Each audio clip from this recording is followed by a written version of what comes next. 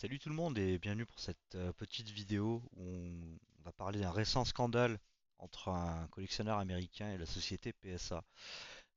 Cette personne possède, alors désolé, je suis pas très connaisseur Pokémon, j'ai un petit peu renseigné, possède cette carte de 2004 en version lenticulaire, apparemment assez rare, qu'il avait fait grader et il avait obtenu la superbe note de 10. Il a demandé un Reslab, qui est un service proposé par PSA. Sauf que lors de cette opération, ils ont abîmé la carte de la personne et ils l'ont regradée, passant la note d'un 10 à 6. Puis la proposition suivante à ce collectionneur que son original 10 vaut sur le marché en moyenne 20 000 dollars. Maintenant à 6, elle en vaudrait 750 dollars. L'order fees, c'est ce que doit payer le client pour cette nouvelle gradation, ce qui fait une différence, comme vous le voyez, de 19 250 dollars proposés sous forme de bons, en gros, sur son compte, à utiliser chez PSA.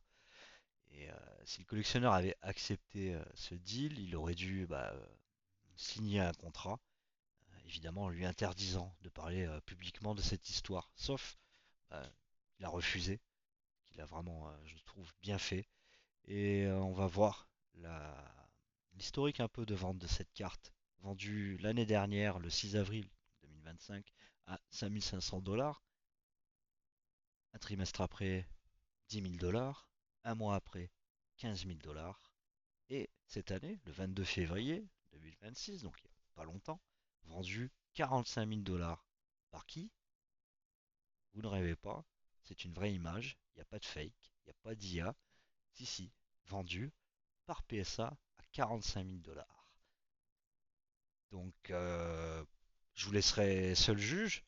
Vous me direz ce que vous en pensez dans les commentaires. Si vous trouvez ça normal ou pas. Et ce que vous pensez aussi un peu de PSA, société que je trouve un peu surcotée en France. Parce qu'on peut voir dans pas mal de groupes Facebook que un 10 CCC, ça ne vaut pas. Un 10 PSA, etc. etc.